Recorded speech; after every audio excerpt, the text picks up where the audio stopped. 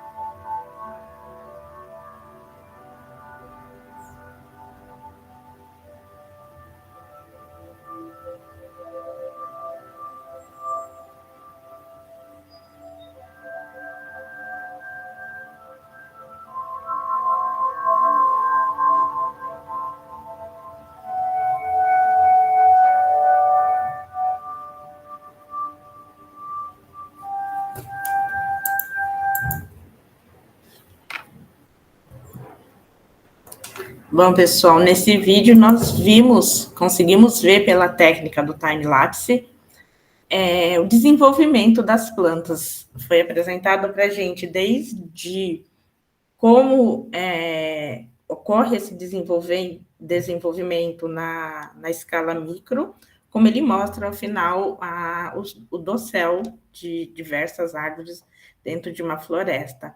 E a gente só consegue ver isso nessa velocidade por meio da tecnologia, porque as plantas elas têm uma velocidade diferente da nossa. Então, muitos processos, muitas vezes, se a gente não leva tempo, não se acalma para a gente observar, a gente não percebe, a gente precisa de um tempo para observar as plantas e observar a natureza como um todo. Trazemos agora algumas definições de soluções baseadas na natureza, que são um pouco diferentes daquelas que a gente trouxe no início, são outros autores. Soluções baseadas na natureza são ações inspiradas e mimetizadas na natureza, para enfrentar desafios ambientais, sociais e econômicos, por meio de abordagem multifuncional baseada em mecanismos naturais, que foram meticulosamente evoluindo por milhares a milhões de anos como parte da evolução da biodiversidade da Terra. Essa tradução a gente trouxe e a gente enfatiza que ele traz, os autores trouxeram mimetizadas na natureza, ele coloca como mecanismos naturais e fala da questão da evolução por milhares e milhões de anos. A segunda definição é a definição mais recente que a gente tem, ela foi definida o ano passado, e ela é parecida com a definição tradicional que a gente apresentou no início, e traz ações para proteger, conservar, restaurar, visando o manejo sustentável de recursos naturais ou modificados dos ecossistemas terrestres, de água doce, costeiros e marinhos, que também abordam desafios sociais, econômicos e ambientais, de forma eficaz e adaptável, ao mesmo tempo em que promove bem-estar humano, serviços ecossistêmicos, resiliência e benefícios para a biodiversidade. A gente observa aqui que são elencados os ecossistemas aos quais tem ações para proteger, conservar e restaurar, sendo ecossistema terrestres, de água doce, costeiros e marinhos. Antes era mais genérico. Aqui a gente apresenta um mapa de palavras. Quando a gente começou a estudar esse tema, a gente buscou no Scopus, que é uma base de pesquisa, como estariam relacionados os temas vegetação e soluções baseadas na natureza. E essa relação a gente conseguiu construir esse mapa de palavras por meio do software VozViewer. Aqui nesse mapa de palavras, a gente tem que os tamanhos dos círculos, eles representam a frequência da ocorrência de determinado termo. E as cores são as divisões por aglomerados. E na pesquisa que a gente fez, o aglomerado verde está relacionado à gestão de inundações e sua relação com risco, geotecnia, parte social e mudanças climáticas. O azul está relacionado aos serviços ecossistêmicos. O vermelho, ele está relacionado diretamente às vegetações e à SBN e às suas relações com os demais aglomerados.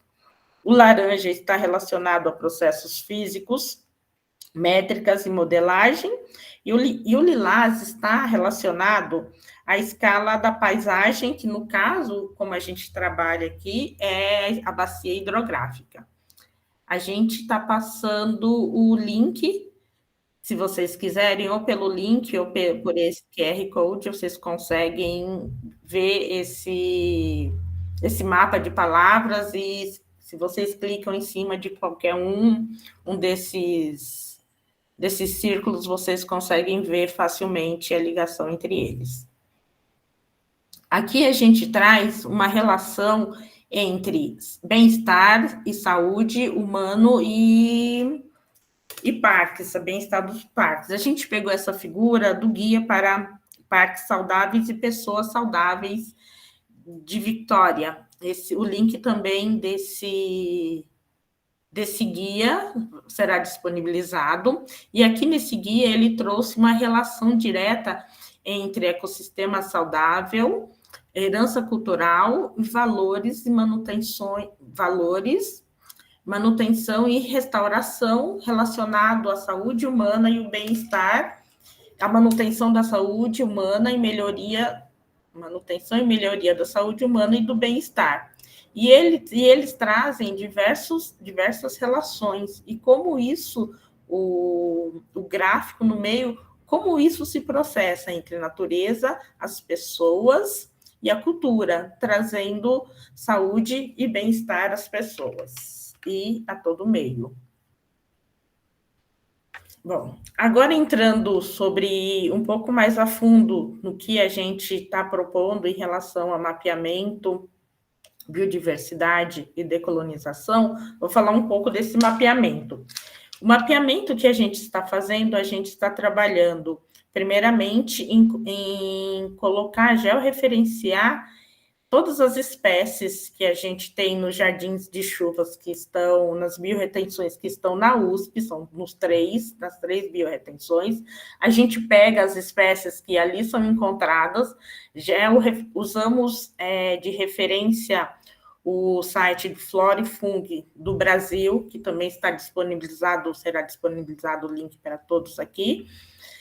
Uma vez a gente, com a informação de onde essa vegetação ela ocorre no Brasil, a gente passa para o sistema geográfico e a gente criou um código onde mais à frente será disponibilizado a todos tanto o Shape quanto o KMZ, onde a pessoa pode clicar em determinada vegetação e clica em uma, que no caso eu trouxe representando a Heliconia rostrata.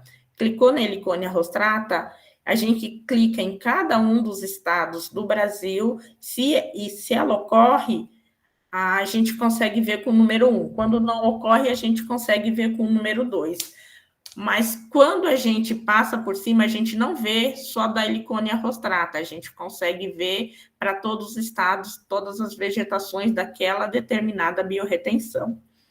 E com isso também a gente vai divulgar nas nossas redes sociais cada uma das vegetações. Quem nos acompanha nas redes sociais já deve ter visto que a gente começou deixamos no destaque o jardim, o sistema de biorretenção do CTH.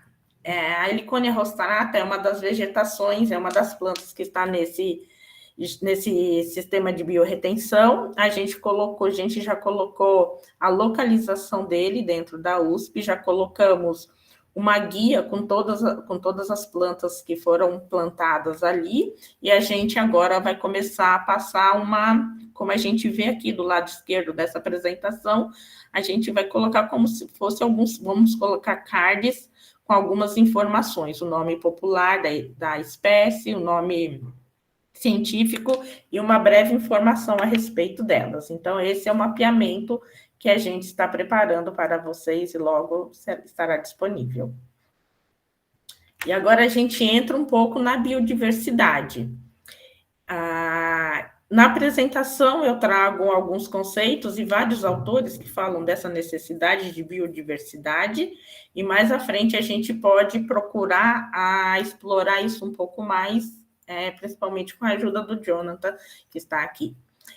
A utilização de plantas rasteiras, arbustivas e principalmente de espécies nativas, por se adaptarem melhor à região onde o jardim do chuva será instalado, são as plantas mais indicadas para esta camada. Esta camada é a camada superior do sistema do jardim de chuva, do sistema de biorretenção, que é a camada de plantio. Outro trecho. A escolha das espécies de vegetação nativa colocadas inicialmente no jardim, aqui está falando de um jardim específico, que são as pitangueiras e a forração conluntana, considerou a capacidade delas se desenvolverem no espaço, profundidade e perfil de solo disponíveis. Grande parte das plantas ornamentais cultivadas nos mais diversos locais do mundo não é nativa dessas regiões, o que pode acarretar consequências negativas, tanto nos ambientes naturais quanto nos cultivos. A pouca de biodiversidade torna a colonização dificultosa e cria pouco habitat para as espécies, além de o uso de espécies não nativas incentivar a presença de polinizadores não nativos, gerando maior competição e pressão aos polinizadores locais. São 4 citações de trabalhos que a gente referencia, a gente já deixa aqui, mas ao final também essas referências estão disponíveis de acordo com as normas da BNT. Aqui, para a gente pensar um pouco nessa questão de biodiversidade, espécies vegetais nativas, eu trago algumas imagens de espécies nativas que ocorrem em lugares específicos do mundo. Então, aqui eu trouxe o baobá, em seguida eu trouxe essa Welwitschia mirabilis. Olha, gente, me desculpem, mas eu acho que eu sofri um pouco para falar desse nome. Bom, essas 2 espécies vegetais, o baobá ele é nativo de Madagascar, na África continental, e também é encontrado na Austrália. Essa outra planta, também chamada de polvo do deserto, só existe no deserto do Namibe, em Angola. Então, trazendo essas 2 espécies vegetais, agora eu vou trazer outras 2 espécies, mas não são de vegetais, são de animais. Esse pássaro é o roleiro de peito lilás. Ele ocorre na África, na faixa entre a Namíbia e Moçambique, e esse é o nosso mico-leão dourado.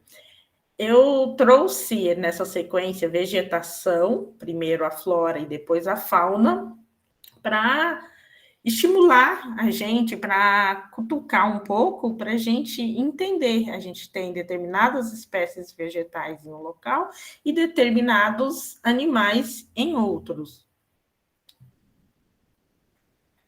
Bom, partindo um pouco, mas ainda seguindo por esse caminho de tipo de espécies vegetais em determinada região e espécies animais, a gente volta aqui para o Brasil. E sabemos pelo tamanho do Brasil, da sua riqueza e da sua biodiversidade. Então, trouxemos aqui alguns biomas. A gente tem o bioma da Amazônia, bioma da Caatinga, bioma do Cerrado, bioma do Pantanal, bioma Mata Atlântica e bioma do Pampa.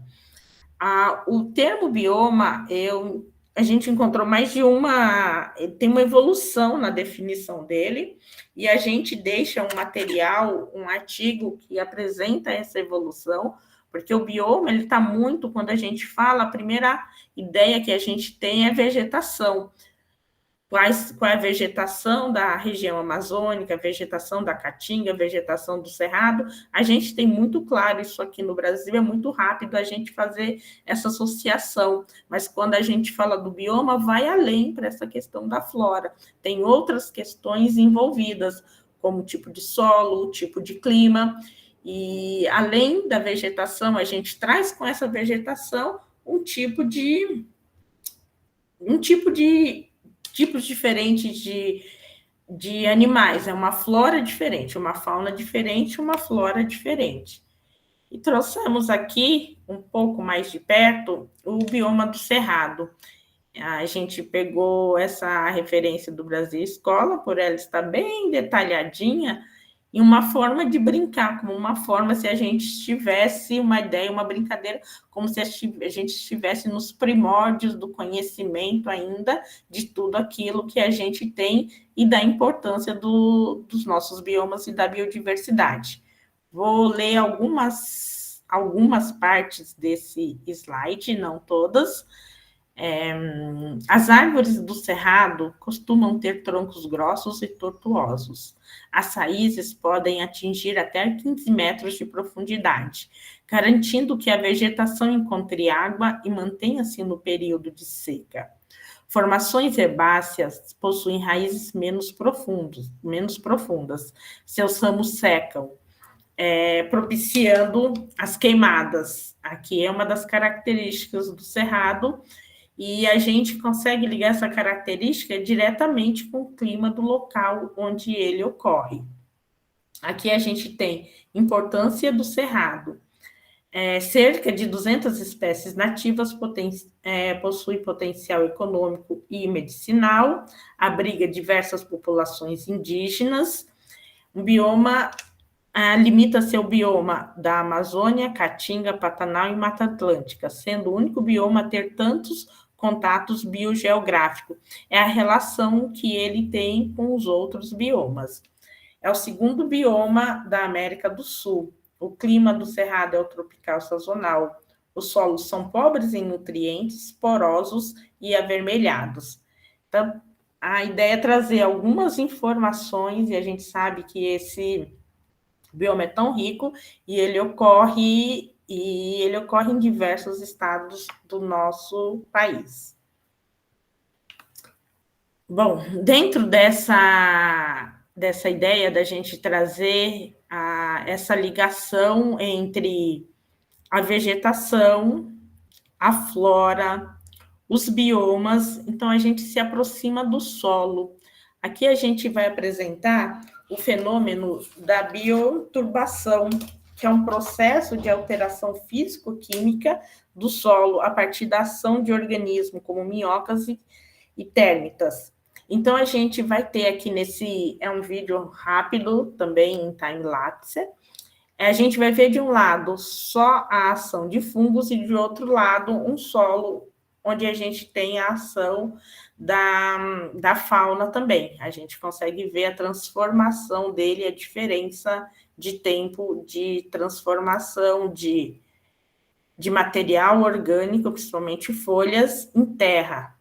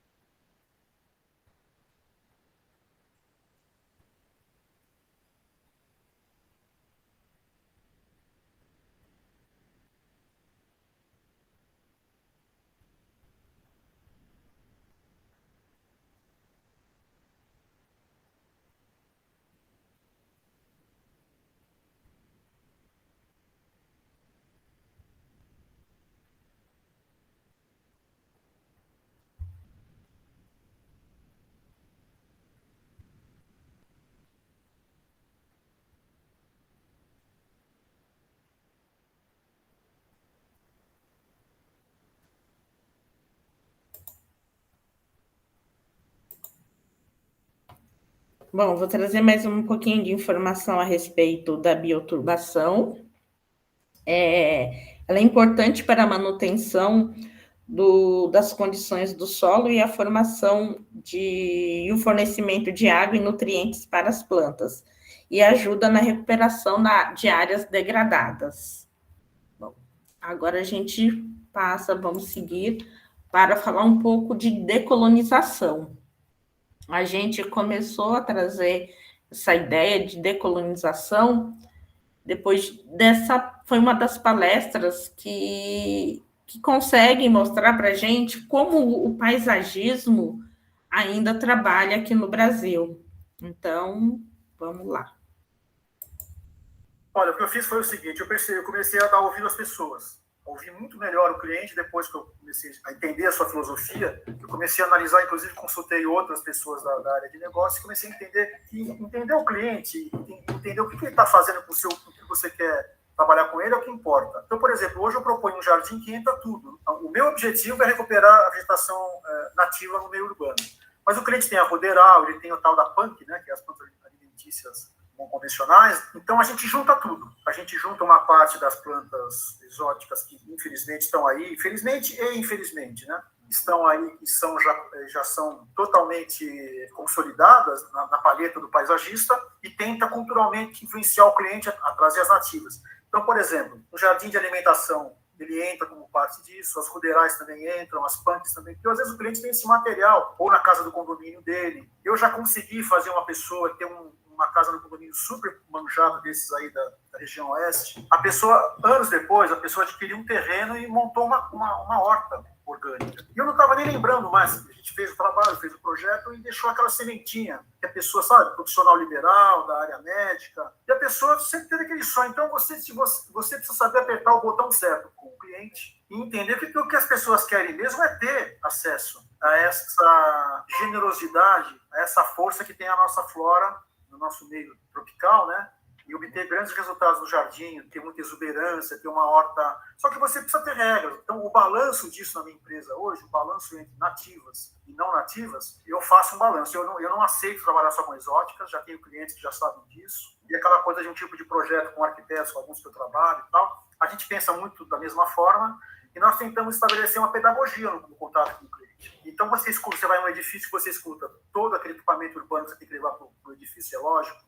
É uma coisa ótima, né? Playground, de repente tem uma água, um trabalho com água no edifício. Você vai fazer tudo com a arte que tem que ser feita, com as regras de construção e de arquitetura que tem que ser feito, mas você vai trazer essa diferença brasileira, e é isso que vocês ensinam. Uma diversidade enorme de espécies, o porquê de se usar elas plantadas dessa maneira ou de outra maneira.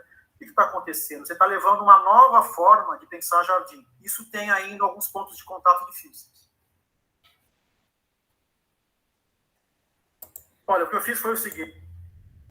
Bom, por essa breve entrevista, essa breve conversa que nós vimos, a gente percebe que ainda a gente tem muito no paisagismo brasileiro, imagino que no paisagismo de todo mundo, ainda essa questão de usar espécies exóticas e como fazer para a gente ir mudando a consciência, mudando a ideia, mudando o paradigma de usar somente espécies exóticas. Então, essa é a ideia. Bom, vamos falar aqui um pouco dessa, que aí a gente a gente passa dessa parte da biodiversidade chegando em questões de decolonização. A primeira é a respeito de espécies exóticas, a primeira declaração aqui, digamos assim, que trouxemos.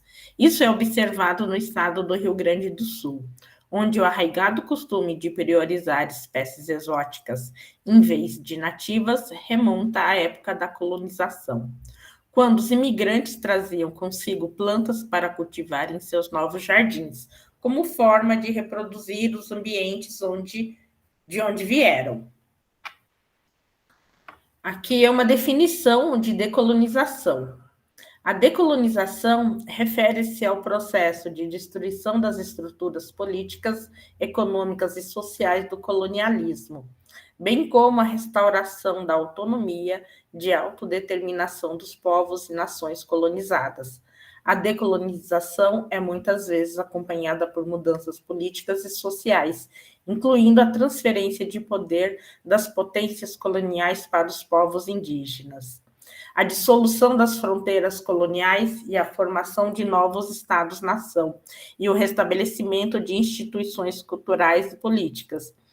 Essa definição vai um pouco além daquilo do que a gente está propondo nessa apresentação, falar da decolonização de plantas, mas foi uma ideia também de trazer a ligação que a gente tem entre vegetação, entre academia, entre o estudo, entre ciência e também entre a tecnologia. Essa definição de decolonização a gente conseguiu para quem está na academia, o ChatGPT. Então, a gente conseguiu essa definição de lá, por isso que trouxemos para mostrar toda essa interconexão que existe, que não há, o que não tem uma separação. Continuando, decolonização, Hayden e Ignacy relatam que algumas das plantas introduzidas no estado do Rio Grande do Sul naquela época, como o asparguinho, a madressilva, o cafezinho e o tojo, dentre outras, se tornaram invasoras e hoje ocupam espaço natural de espécies nativas. Grande parte das plantas ornamentais cultivadas nos diversos locais do mundo não é nativa dessas regiões, o que pode acarretar consequências negativas, tanto nos ambientes naturais quanto nos cultivos. E, por fim, a gente traz uma reflexão, um pensamento de como deveriam ser abordagens decoloniais para soluções baseadas na natureza para a América Latina, que considerem a realidade e o patrimônio originário da América Latina. Elas devem incluir tecnologia social, ciência e inovação, trabalho comunitário e solidariedade, estética e diferentes tipos de soluções baseadas na natureza. Esse é o caminho por onde devemos trilhar para a gente conseguir soluções baseadas na natureza decoloniais e que sejam de acordo com a nossa realidade. Aqui a gente traz essa imagem de um dos sistemas de biorretenção que a gente tem na USP. Esse é o chamado Jardim de Chuva do CP. A gente trouxe essa imagem porque nos outros dois, majoritariamente, a gente usou espécies nativas. Nesse, nós temos algumas espécies exóticas. E nessa imagem, a gente consegue ver como espécies ditas exóticas, que não são espécies brasileiras, como elas se desenvolveram muito bem nessa região. No período de seca, a gente chegou a pensar que algumas espécies nativas não iriam resistir. Agora, no período de chuva, elas voltaram, mas a gente vê que essa alpínia, que não é uma espécie brasileira, ela se desenvolveu muito bem. Bom, aqui trazemos as referências e a gente termina essa apresentação nesse momento e agora nós vamos partir para as discussões. Obrigado a todos e todas que assistiram e estiveram aqui firmes com a gente.